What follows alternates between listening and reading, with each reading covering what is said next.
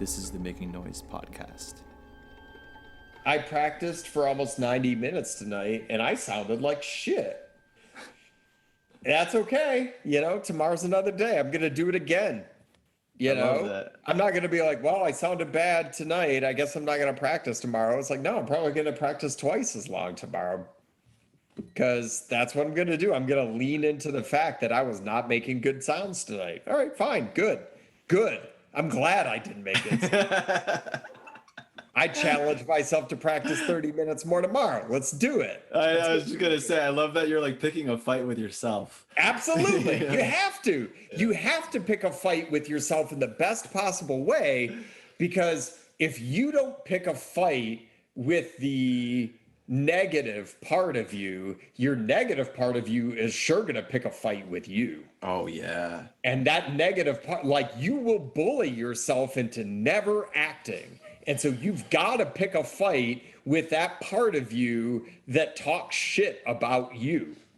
You've got to pick a fight with that motherfucker that's deep inside you. Yeah, right? yeah. Find that little asshole and beat the shit out of him. I gave mine a name whenever I have this, like, oh yeah, I did. That's awesome. What's the name of your inner asshole? My inner asshole is called Feisty Little Bitch. Oh, I love it. FLB. Yeah, that's right. You gotta find FLB and just like challenge them on the playground. It's you and me. You want my lunch money, motherfucker?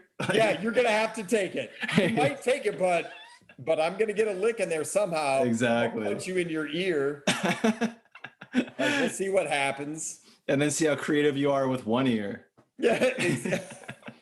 Nice, man. I like that. That was great. It's like you might use my lunch money to buy something, but your ear's gonna hurt when you do it. You're gonna remember.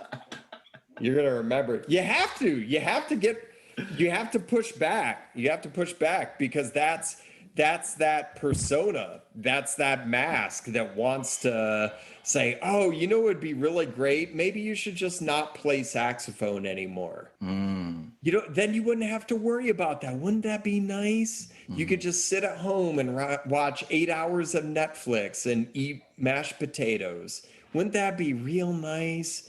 And then your brain starts going, yeah, that would be real nice. Maybe I won't compose anything anymore, right? It's so weird that, like, you know, I think about creativity as sharing naked baby photos.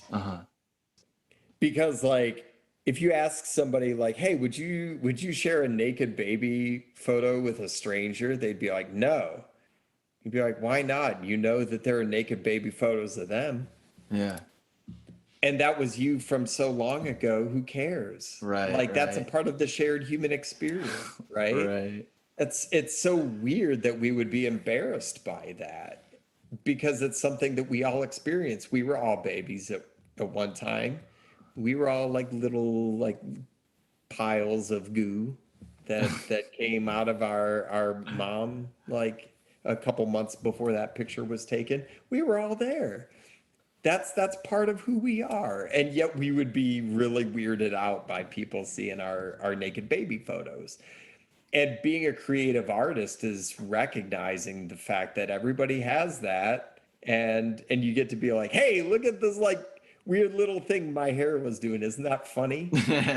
Right? Well, I gotta say, man, I think we just came up with a title for your memoir if you ever write one. Naked baby photos? Yeah. I think Ben Folds has an album that was like all like early shit that Ben Folds 5 did. I think it's called like Naked Baby Pics, or not pics. I think it's called Naked Baby Photos, but yeah, I'm going to take it. I'm a Ben Folds fan.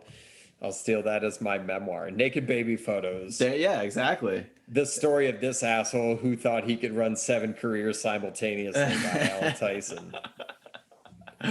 But he did it with such purpose.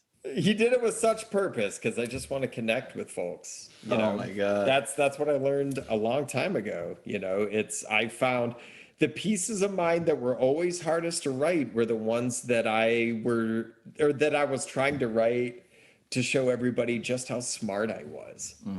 What a miserable fucking goal that is. Totally. Right? Instead of just being like, hey, what if I wrote a piece that made this person sound good? God, those pieces just pop right out. Imagine that, right? It's an interesting thought. Stop trying to be clever. Be sincere.